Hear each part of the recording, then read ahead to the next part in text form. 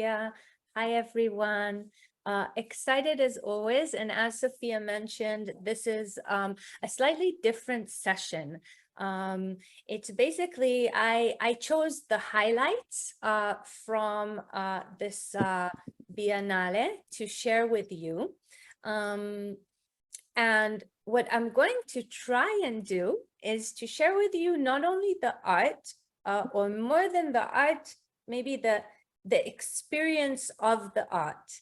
And it's far less information today. And in the follow-up links, you're going to get all the information, like bios and like articles. So you'll have like that part to kind of chew into if you want.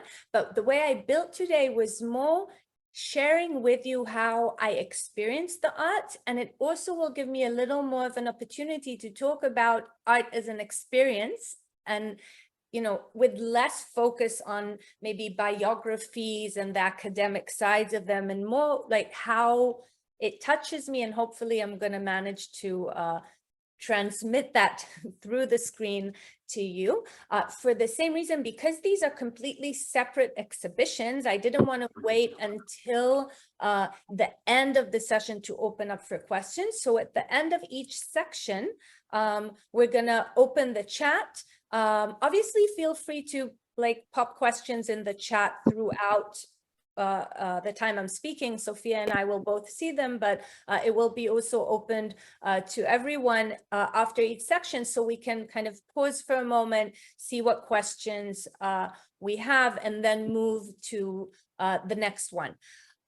Before I do that, I will just say that if you were in the previous sessions with me, you know by now that the Venice Biennale includes the two major areas, the Giardini, the gardens, with most of the national permanent pavilions and a central exhibition, the Arsenale Corderie that was opened in 1980 for the architecture biennial and became another space for the art biennial, and includes another central exhibition and many pavilions. And then it includes what is referred to as collateral events, which are exhibitions throughout Venice. So first of all the countries that couldn't kind of have space in the Giardini and Arsenale are scattered around Venice. You're like walk around Venice, you're looking for your cup of coffee, and then you're seeing a sign, Uzbekistan, and you just find yourself walking somewhere.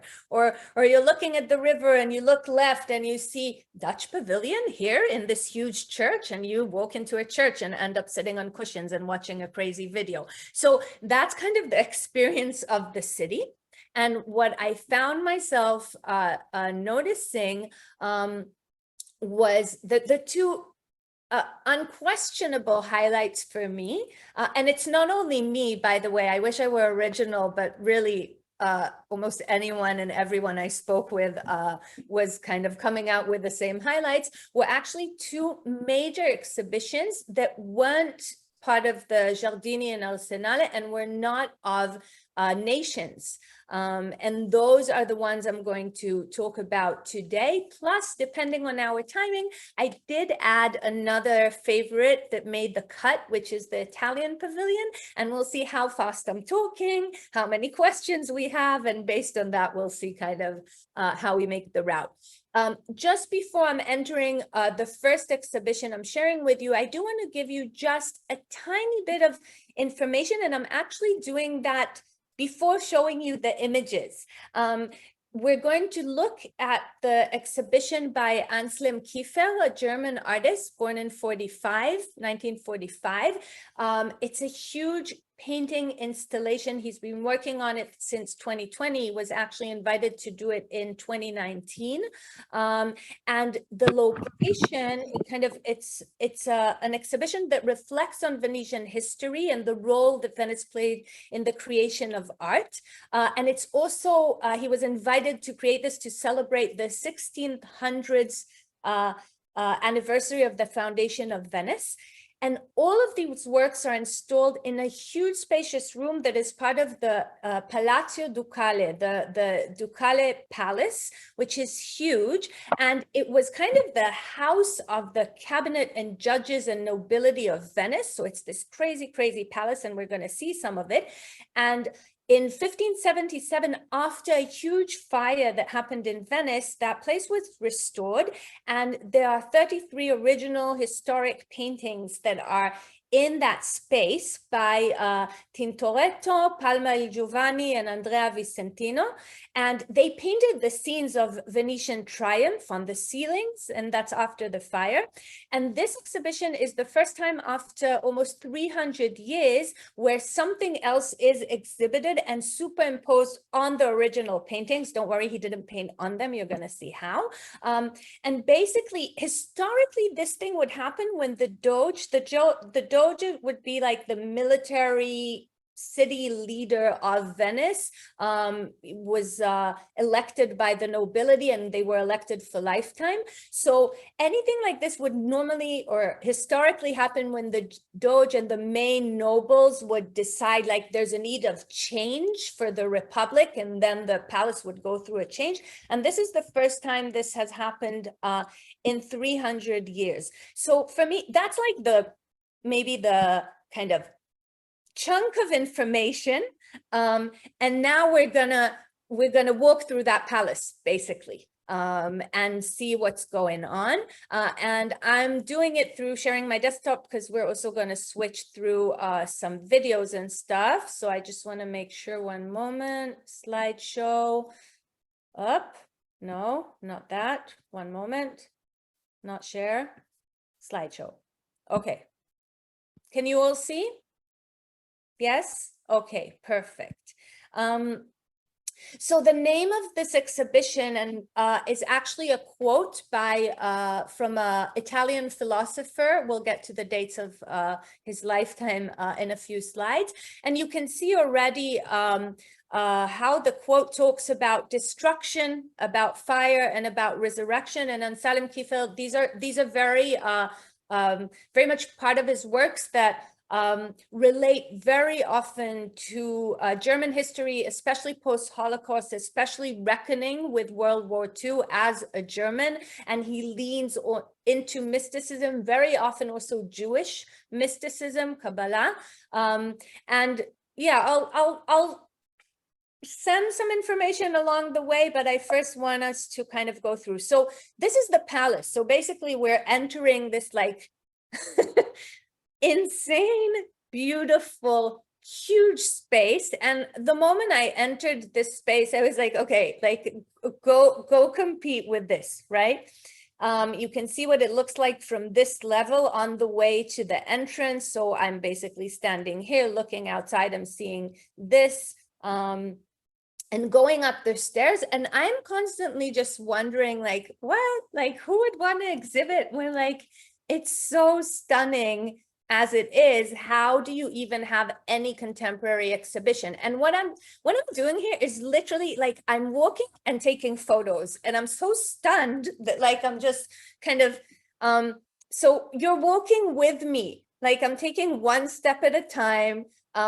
I had the very good advice from a friend to go early in the morning, so I didn't stand the line, and there weren't many people, and you're going to see it paid off afterwards. And this is another staircase, and at this point I have no idea where I'm going to find this exhibition in this huge palace. And also looking just at the detail, and I wanted you to see these details because we're going to see kind of the understanding of detail also in Kifel's work. But it's like wherever your eyes lay in that building, there's something that is grabbing your attention. And I will say this, there is like endless information about each of these paintings. And I couldn't even, there were so many that I couldn't even bring myself to start reading about them. I was like, okay, surrender to the art.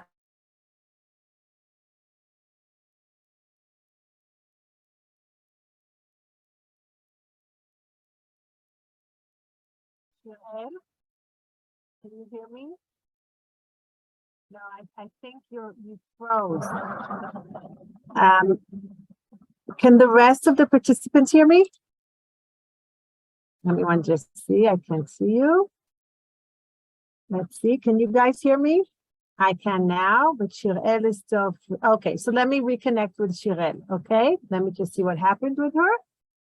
It's good that I'm here. I think she probably needs to log out. What happened? Oh, here you are. I Okay, don't know what Shirel. happened. Yes, you froze for a few moments. So Ah. go back, share your screen again. Yeah, do you know to tell me which part I froze Yeah, from? I can tell you, yeah, you were just talking about the details, that there's so many details in each one of these paintings that you didn't even, you surrendered to art. Oh, wow. So I was away for a moment. Sorry about that. One moment. Can you see my I presentation can see, now? yes, And we can you see. did see this one? Yes, that was the last one. Okay, Correct. perfect. Sorry about that. Maybe my computer is feeling as excited as I am. Okay, one moment. Yes. Okay, yes, Okay. great. So it's also just realizing, I'd say how rich Venice is. And I think you didn't see this one, right? So this is me also going through details, and maybe I'm going to use it to encourage you when you see art to just allow also your eyes, like in a candy shop, take you places. Personally, I love semi-restored art, and where I can see the layers of a space and a place in a piece of art. So this is kind of me also just enjoying what is there and the layers and layers. I must say that at this point, I was walking around with a friend, and we were like, where is the exhibition we're looking for? Because like, this is immense and crazy, and like, is it here? And we, we're walking into these rooms, which normally would be the place you go to see art. And we're like, but where's the exhibition? Which is hilarious, because I mean, look at this room, it's huge. And again, like, this is not the art, but it's this crazy art. And I decided to include this to show you, because I want you to understand how saturated the eyes were at this point. Like, what can I even view after this that would compare or even engage me? And I'm also, I mean, I was photographing and just even seeing the light coming in through this building and understanding Renaissance Venetian painting just by seeing the architecture and how the light falls. It's just, there is so much beauty in every space. And yet this is not the exhibition, right? So like, we're walking through the palace. This, my friend here, I wanted it for kind of, to understand a little bit of scale. And then after this room, we turn here into another space and suddenly see this. I will show you also better images than this, but you can see it's from floor to ceiling. It's huge. It's totally different from everything we've just seen. This is a little closer. The smell of oil paint is heavy. Like, I turn the corner and almost before the image, it's like I can feel the smell of the paint. And we're looking here at the first kind of work by Kiefer in that space. And Kiefer works like with very heavy paint. It's like layers of thickness. And he works also with wood, with straw, with ashes, and with books like you're seeing over here. So just so you understand the scale, this is the work. I'll talk about the text in a moment. And for a moment, I was also just standing there because it's so different and so of its own, but because how it's taking over the space and the light of it, even though it's almost monochromatic, it really just, it's a feeling of wow. This is one of the books from close up. So they're burnt books protruding, you can see, out of this work. I don't know what the books are. It wasn't written about what are the books, and you don't experience them as written, but more as an object of a book that is burnt. And you can see here the layers and layers of the painting. It's extremely thick, and it goes all the way to this cracked kind of sense. So you feel you're looking really at a surface that is, I'd say, more than a painting. And these on the painting are actually charred wood. Okay, so they're not painted on, they're a kind of it's hard to say stuck on, the like emerged into the oil paint, but they're also protruding out. So it's very, very, very physical. You can see here, I took a picture like from the painting up towards the ceiling. And you can see here Kiefer himself like working on the installation over there. And you can understand now, this is the opening, the text written on the work is actually in Italian, the quote by Andrea Emo, the Venetian philosopher, "These writings, when burnt, will finally cast a little light." So and it's interesting because when I was standing there, I didn't know what that text meant. I had not read anything. I very often like to come to exhibitions with less knowledge rather than more, but the feeling of the work, and I'm going back just so you can see the fullness of it, and you're surrounded by these books. And what I want to do, I'm going to show you a short clip of this one space before we enter the main space, just so, because it's the photography is a little better and you'll get an understanding of the scale. So I'm just going to show you this one moment. I saved it here. Sophia, can you see the video? Okay, yes, and I can see Jane nodding. Thank you. I appreciate that. Yeah, so we'll see a little, we don't need sound. I might talk over it, but it will give you a little more kind of understanding of what the work looks like and the scale of it, right? You're seeing her looking at the books. It's kind of, it's large. And you can see really the materiality of this work. Okay, now, if you noticed, I took photos and there was no one in the photos. So very, very fortunate to go there as the space opened and be able to experience the immensity of these works alone. And to me, it was very powerful also because there's a sense of sound or a silence. They kind of absorb the space. So a very, very powerful experience. And if you remember, I mentioned the light that we saw coming through the window. You can see how much in its painting there's a sense of light coming through. So I just wanted you to be able to see this for a moment to understand the scale and the scope of this. And I don't want to, no spoilers, but I will be sending you all of these, so don't worry. And we're back here to slideshow mode. One moment. So we went through this, and actually when I saw this, I was like, I didn't know that more was coming.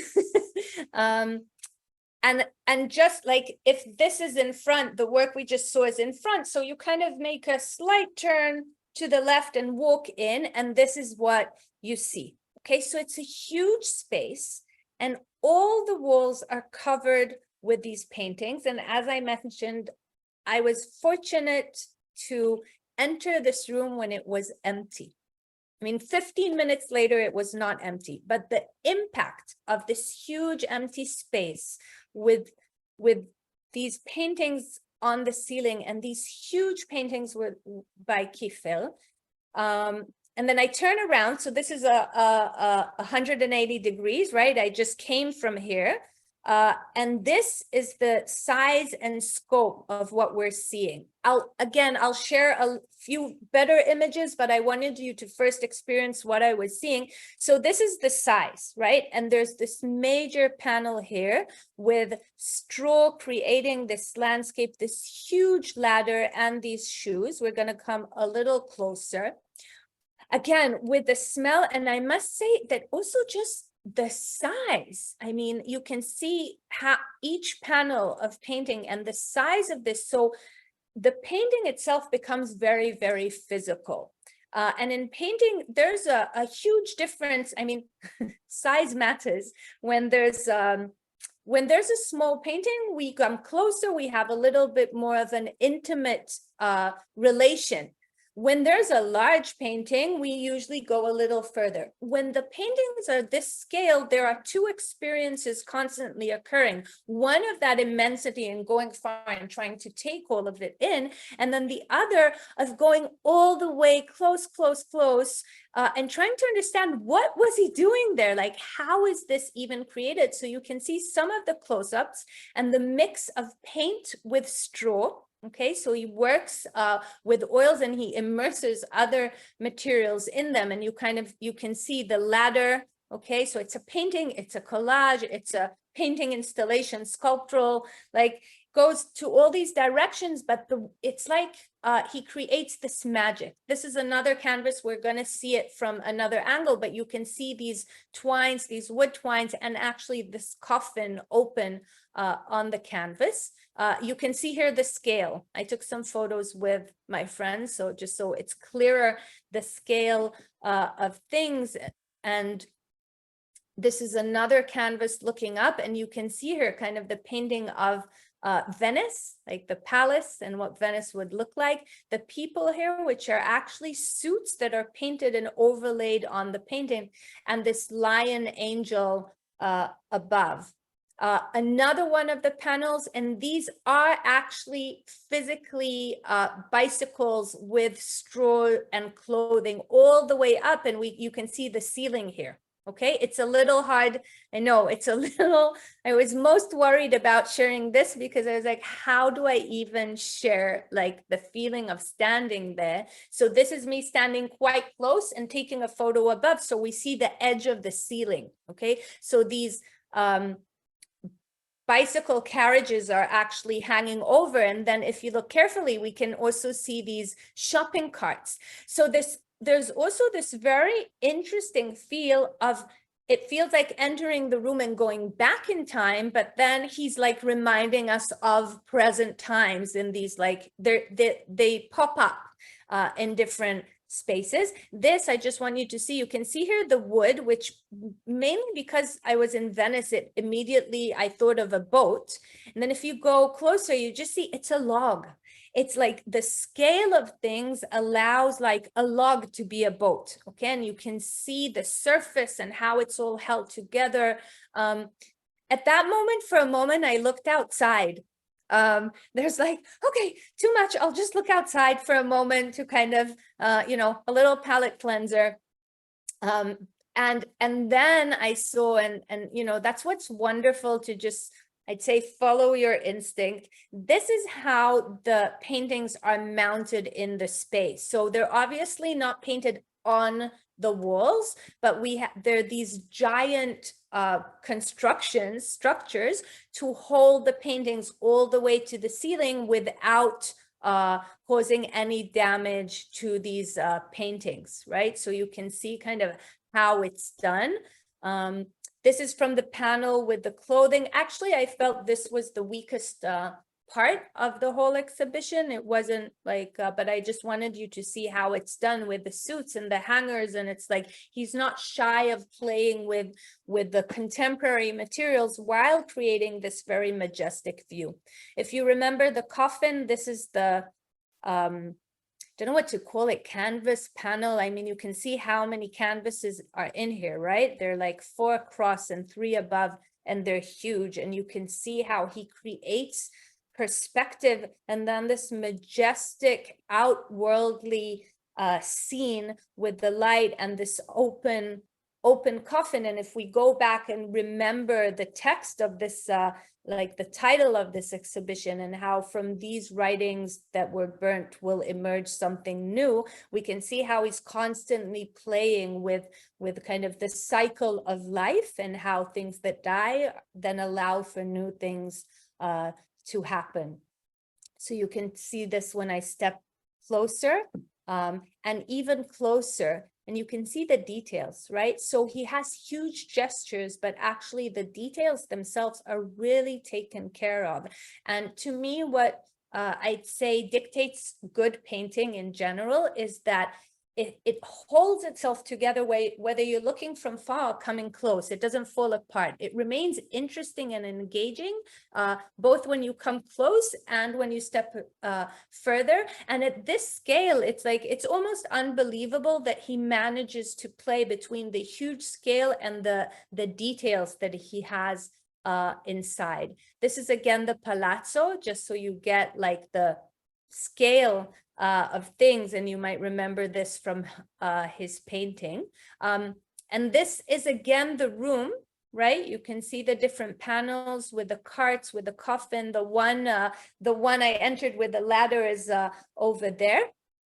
And before I open up for a few questions, I did want to show you some photographs by professionals who aren't me moving there excited with my phone, but rather staging a photo. So this is these are a few professional photos of the space. And I think you can also see with the light, how majestic it was. And again, how special it was to stand there alone. I must say, I feel very fortunate to have, I think we had like 5 minutes of the space without any humans, and it was stunning. So you can kind of see the panels we were talking about in these images. So what I'm going to do, okay.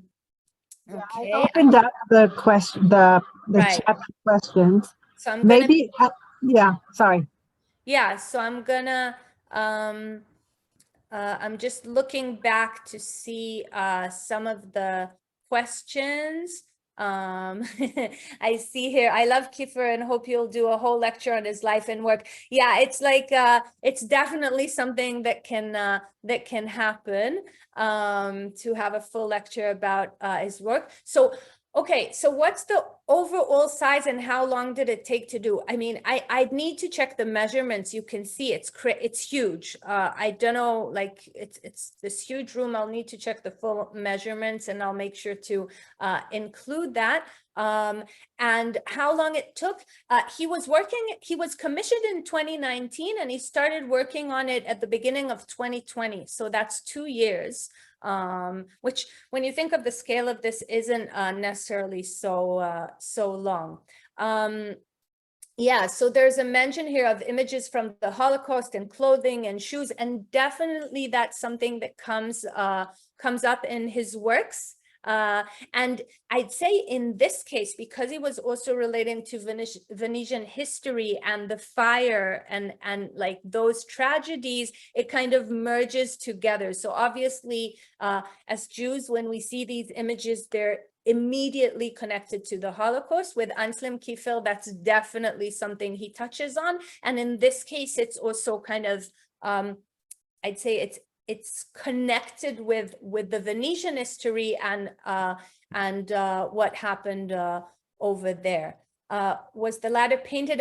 So the ladder wasn't painted. It's part of the painting, but it's stuck on. It's a real ladder. And as you notice, his paintings do incorporate also, you could call it assemblage, you can call it collage, but he doesn't limit himself to applying paint on the canvas. And I would even say, even the way he applies paint, like it's hard for me to say he paints, because the way he uses paint is so sculptural. So a lot goes on the canvases. They're very, very heavy. They're and they hold materials such as the ladders or those crazy carts or a log of wood. So all of these happen there. There's a nice comment here about burning books speaks of erasing the past, ladder speaks of Jacob's ladder. And absolutely, yes, it's very, very, very evocative. And he uses that quite clearly. So on the one hand, there's a lot of abstract and landscape, but then there's like a clear punch of an image that is extremely evocative. So using ladders, shoes, books, carts, it's like hard not to think of destruction and resurrection, of migration, of how people, a nation rise and then falls. Yeah, and Neil just an interesting question here. Does any of the paintings relate to the stories on the wall, on the ceilings? Like, is there a conversation between the works? So actually, as far as I read afterwards, the answer is yes. However, two things. First of all, even though it was written that they relate, I couldn't find any information that details that. And I must say that when I was there, it was so overwhelming that it didn't even, like, I couldn't take in more and figure out more connections. But I'm still looking for someone that details the connections, because yes, it was mentioned in quite a few press releases and articles that the paintings are connected. I'm not sure how. Actually, the panel we're looking at here is probably the one most connected, because you've seen it also in one of the photos I showed. It's actually detailing the palace itself. So that's the one that is very easily connected. I think if the flag on top is the Venice flag. Right. I'm just looking. You can see this is the palace. And if I go back, I think there's one image I shared here that you can see it's quite clear, and the Venetian flag. So this one is actually clear. In terms of the relationship to the other paintings, I'm still investigating that one. Yeah. I'm just looking at our time. We're okay. Are there any other pressing questions before we move forward? So since I went back, you get to see some of this again. And I don't know how much of this comes through. I think, again, for me, especially in this case, just seeing the works without knowing much was extremely powerful, and just allowing myself to, feel small, be engaged by an image, feel I've entered a space that is like a dreamscape. And it's so large that I can actually allow myself to feel that, and not be bothered so much with, oh, what did he mean? And how did he do this? But more like how it speaks to me. Just, Jane put her a comment, which is beautiful. And I think that's very, very true. He uses Renaissance perspective in these works. And I'm happy you mentioned that, because these works, I mean, putting paintings in this type of palace with this type of scenery around is like, how do you even start? How do you even approach? And somehow he manages, and part of it, I think you're right, Jane, is about the perspective. So the perspective and the way he uses light, both these things allow it to kind of be completely its own, but not feel out of place. Which is, it's a strange thing to manage to do. Like, it really feels a little bit like magic. Yeah, so this was Kifel, and you can, also I'll just refer back for a moment.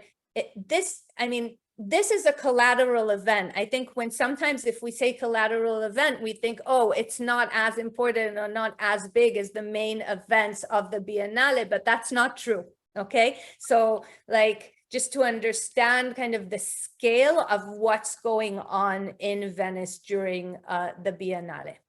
Okay, and now for something completely different. One moment, I'm just gonna. I'll just ask in between, because Joyce had asked an interesting question. Do all the exhibitions have to play into this year's theme? That's a beautiful question. No, but everyone knows the theme, and it kind of acts sometimes as a guideline, sometimes as another echo on the exhibition, and sometimes artists do lean into it. I think, the palace, like the people, kind of the foundation of the Palazzo Ducale, where this was exhibited, invited Kifel in 2019. I'm assuming they knew also the title of and the theme of the Biennale, and he's, I think, someone appropriate to approach for that, but it's not a must. It doesn't have to happen. And I'd even say the exhibition we're about to see now by Marlène Dumas, which is like a huge expose of her work, at large, a huge exhibition of this stunning painter. It's based on her life work and what she does, and it actually has no connection to the Milk of Dreams. Okay, so with Kiefer, it's very easy, I'd say, to see the connection with this work, with this exhibition.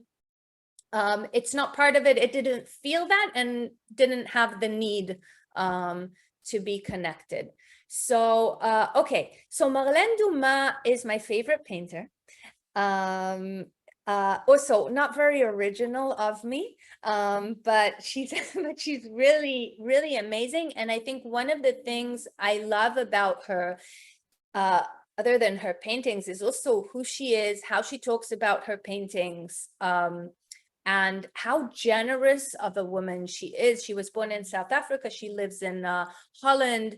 And what I want to do, again, I'm going to take you through the paintings, but before I show you the paintings, I want to show you something and you're going to receive it. So there's this beautiful catalog exhibition guide that they give at the exhibition that has like each painting you can see in color print with the details. And this also exists online as a beautiful PDF, which I'm going to send you.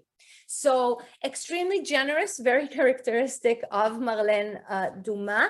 And it means that in terms of like information for each painting, you're going to receive it. And that allows me to lean back a little and share with you more kind of what I love about her paintings and less dive into the titles and stuff. Actually, I think in most of them, I didn't even insert the titles, but I'm going to be with this here by me so that if you're extremely curious, we can add the titles, especially, and I'll say this actually about Dumas, the titles are important. That's why this is next to me, because she is about titling her work. So yeah, so maybe it's not so good I didn't put the titles in. Okay, apologies for that, but you will get the PDF with all the titles. Having said all of that, okay, this is the space you're going to see. I mean, you're going to see parts of it. It's a huge, huge, huge space, and she played with it very beautifully together with the curator.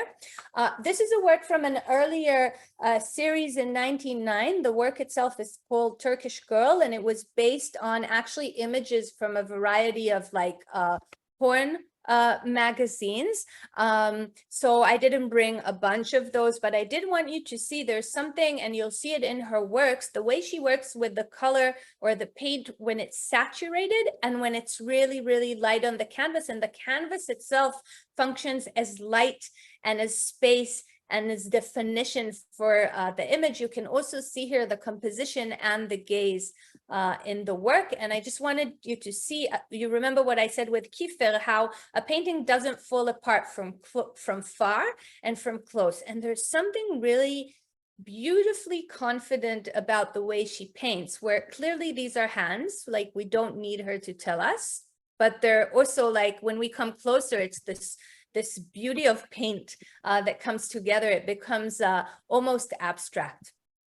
I wanted you to see this one kind of, and the photos are in the order I was viewing them and how close or far I wanted to go each time. And you can see the scale. This is quite large. So it's 3 meters high. 300 centimeters high, sorry. Yeah, so really, really tall. And the name of this work, which I loved, is Awkward.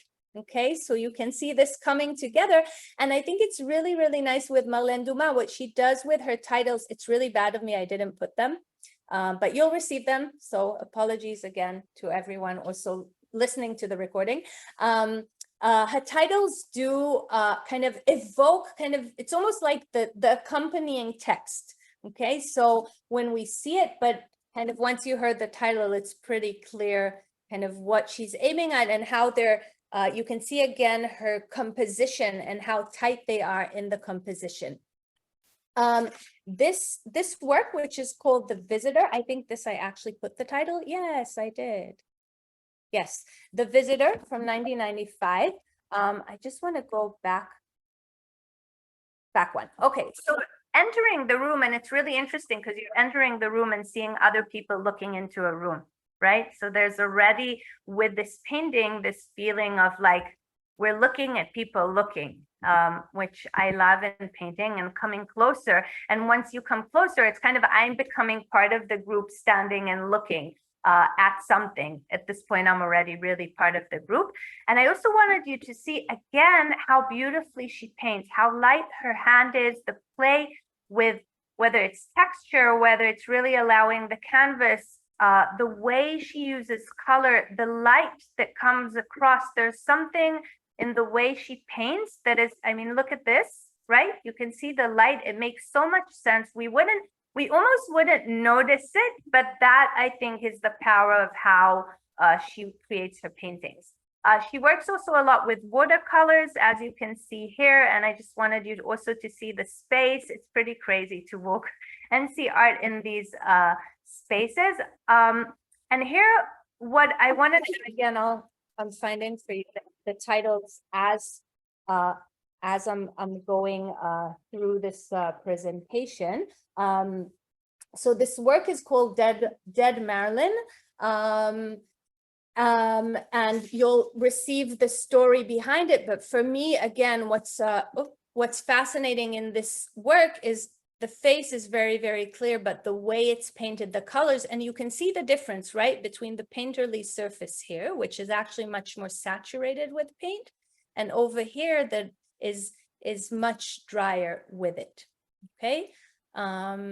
So these are some details, and then I wanted to arrive at this very, very special room, which actually includes 4 paintings. 3 you're seeing here, and another one on the wall behind me that you're not seeing. And they actually encapsulate Marlene Dumas' family in a way, or biography. So over here is a portrait, and I have, the particularity of nakedness, and this is actually a portrait of the person who was a lover and later a partner and the father of her daughter. It's a very large one. Okay, so the canvas is kind of taking up most of the space, and kind of he's looking at us.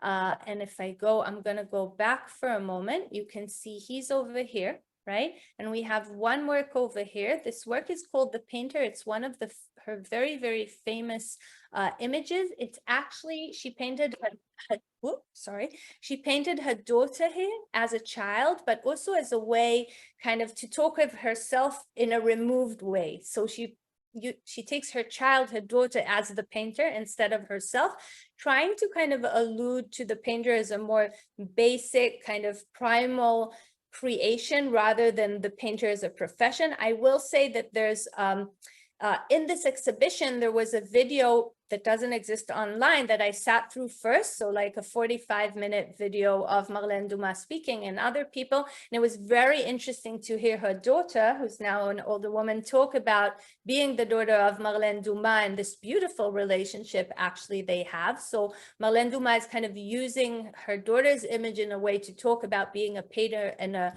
creator. And over here, and we're going to see both of these a little in better photos in a moment, is Eden, which is actually her grandson, the son of her daughter here. Okay, and you can see the painting over here.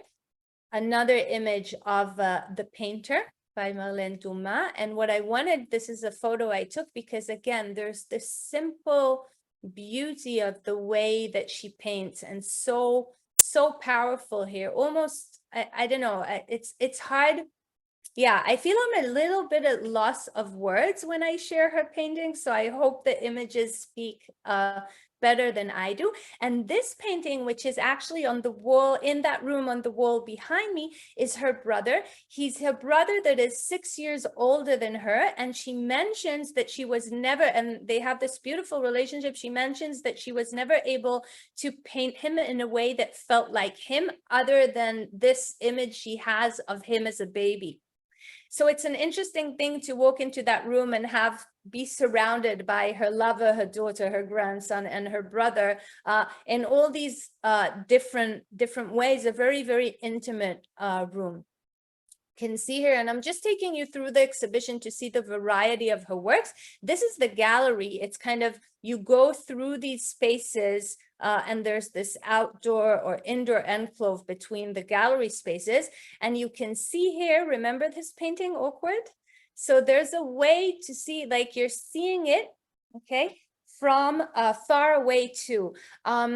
This is probably a combination of Marlène Dumas and the curator working together, but it felt very, very clear, and I'll show you in other instances too, this play of voyeurism, of looking at, because a lot of what Marlène Dumas does also in her painting is kind of looking from a side at relationships, at people, and how they look at each other. And so we have that also walking through the exhibition. So I'm just sharing a few more images with you. And I think what's very powerful to notice, her style like varies. It's not like everything is painted in the same way. And I think it's what also makes her a great painter. And the way she paints touches on who she's painting and what the relationship is and what she wants to convey. So these things change. I'm just checking if I have the titles of this one for you. Yeah, so here the title, these are two works from 1984, and the title is The Occult Revival. So it's a double portrait. These are very large. Again, you'll get all the information about them, but for today, I wanted us to just like enjoy the images. This is from up close, so I'm looking up, right? Because they're so big that this is like twice my height. I'm not very tall, but still it's twice my height. So this is when I come to take a photo of it from close, I need to look up at these images. This is more my height, and here you can see from a little further away. So the way of engaging with these paintings is still very physical. These are actually works that she created with her daughter when she was young. So interesting to see that they played together. And here you can see, I was having so much fun seeing this from far away through the kind of windows or openings in the building. And this painting is called The Group Show. So a very interesting, fun feeling to see it from the other side, seeing them leaning over something, looking at it. So a lot also of this exhibition, it brought smiles to my faces, because on the one hand, the paintings can be very heavy, the subject matters can be heavy, but the way she's playing both in the painting itself, but also in the way they're exhibited, does kind of bring a smile to your face. I took photos of a few close-ups, just so, I mean, just look at this, you can see this, and then look at the close-up. So just the way she paints, and for each painting, I felt I was going back and forth to see kind of how close it is. This is a series of famous people with quotes that she kind of liked with them. I think it's easy to see how skilled she is, right, with these portraits, and also wanting to put their names, this Michel Foucault over here, and their quotes, and kind of the decision of who's entering this mix.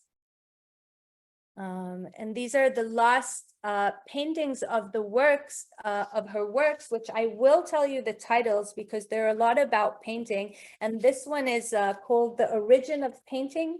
This is Time and Chimera, and this is The Making of. So a lot of the works also deal with painting itself, and just a nice fragment of information about these.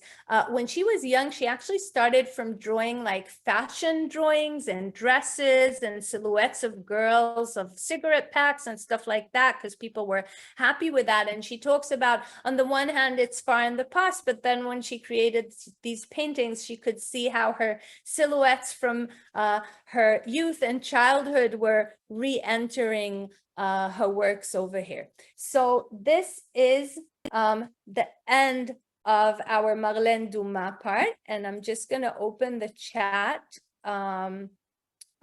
Okay, so where is this exhibition? It's in a beautiful gallery in Venice called Palazzo Garassi. It's actually a fine art space, and I'll be sending you kind of the information about the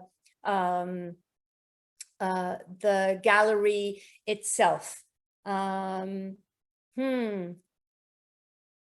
Interesting. I'm looking at some of the questions that are coming up here. I'll stop the share for a moment just so we can kind of focus on questions, and it's easier for me to see the chat.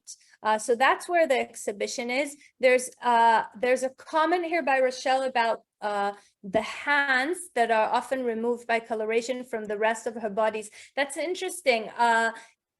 It's a true observation. I don't remember hearing her talk about it in her interviews. So I'm not sure of the significance behind it. Now I'm curious, and I need to go check that out. Does she have any self-portraits? Wow, your questions are good. Not that I know of. And it's interesting because when she talks about the painting, the painter of her daughter, that's the one where she talks of as kind of being the closest to a self-portrait, kind of trying to look at what it is to be a painter, but she uses her child as the imagery or as the subject matter for that painting. And as far as I know, she doesn't have any self-portraits. Let's see. Okay, are there any other questions? And I see with time that we're not going to see the Italian pavilion. I'm kind of sad, but unless I'm going to do a really crazy run through. And I see Barbara has her hand raised. So let's see if I can unmute, and then James. So Barbara, can you unmute yourself?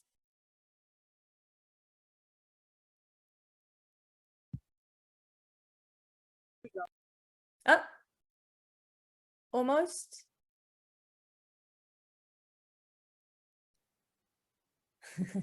Phyllis here is saying, do a crazy run through of the Italian pavilion. Barbara, can you try and unmute? Here. No? Sophia, can you click ask to unmute? Yeah, that's what I did. Okay, here, yeah, Barbara, here you we go. can hear you. Okay, so I press OK. Yes, Yes. go ahead. Barbara, do you want to ask a question? Can you hear me? Yes. Wonderful. I'm sorry I came in late. In any case, is this Marlene Dumas? She's still alive? Where is she from? Yes, she's alive. She's originally South African. She lives in Holland. I think she's now 75, something like that. I'll check. You see, I did far less information in this session than I usually do, but I'll check and I'll let you know. And also I see here that Judith just said that she did a self-portrait in 1973 and that she can hold up an image. So Judith, if you can do that and raise your hand so we can find you, that would be really neat. Okay, thank you, Judith. So yeah, we can see you if you can raise the book, but I'll also send this. But you can notice that like 1973, so that's been a while. It's not like a major part of her practice. And I'm just checking her age as we talk. She was born in 1953, so she's 69 years old now. And I see Jane has a question too. So Jane, can you unmute?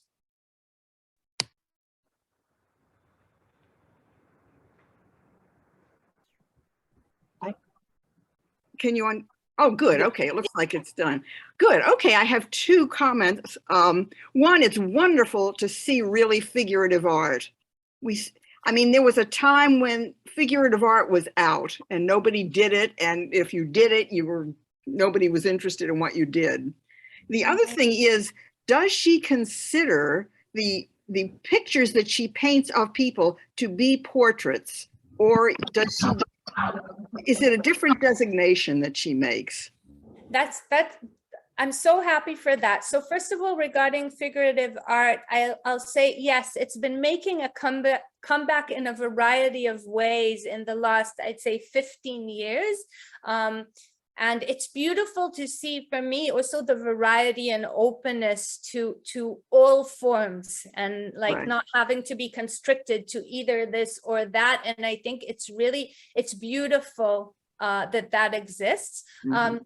And I love what you asked about the portraits. I think by the titles, it's easy to say that they kind of exist on two realms. Like, we know who they're based on. They are in a way a portrait, but the titles that she gives allude to a much kind of wider, I'd say, understanding of the image we're seeing. So a good example for that, I'm just pulling it up for a moment, and maybe I do want to share, because we'll end with this note, and I really kind of want you to see this, and I think it's a good way to think of Dumas, especially in this, right? On the one hand, it's a specific person. It's the one painting she also says she's happy that, like, she managed to catch what she was looking for. But you can see in the title, the particularity of nakedness, that it goes to something completely different. There's a very interesting kind of, the concept between nakedness and nudity is maybe easiest to understand. If you've ever been to a painting class and there was a model, you'll notice they don't undress in front of people. In a way, the undressing is the erotic, right? It's the revealing of the nakedness, whereas the nude is just the neutral state of the body. And here, when we see this title, she gives the particularity of nakedness. It's this kind of, we all know it's particular. It's not generic. When we encounter a human in such an intimate situation, the way we encounter nakedness includes that intimacy. And so I think she plays beautifully between it. And that's how she also uses the title to kind of open another door for us into her paintings. And there's something about art in general, which I heard in art school quite often, about how the personal is the universal. Okay, so if I'm just saying some generic statement, it will very often be cliche. But if she goes completely, or if an artist goes completely personal, when we go to our own individuality, it then touches on the universal sense of being a human. And I think she manages to do that in a beautiful way. So thank you for those. That was kind of Wow, Shirel, that was a beautiful ending, really. So yeah, thanks, Jane, for like really fit in amazingly. And I think it was just a beautiful series, because since we couldn't be there, unfortunately, it was the closest thing. Really, I was just missing the smell of coffee, and I was there. So thank you for taking us through, not only explaining, but also sharing from yourself, and really giving us such a unique experience throughout these 4 series, and especially this last one, which I really enjoyed, hearing your own opinion and seeing through your eyes the art, which is very, very special. And yeah, you're a great artist, and you're a great art educator, which is not simple to be both. A lot of times artists do not know how to talk about art or about themselves. So toda rabah. And thank you all so much for joining us. And thank you, everyone. I'll just say, it was like a crazy adventure for me. And thank you for being I really felt you were with me, and there was a reason to kind of figure out how to share this immense event. So thank you. And I'm looking forward to seeing you. Just it again, in 2 years' time, we're all going to go there together. Absolutely. It's a crazy event. Yeah. Okay. Toda rabah, everyone. Have a good day or evening or afternoon, depending where you are. Thank you.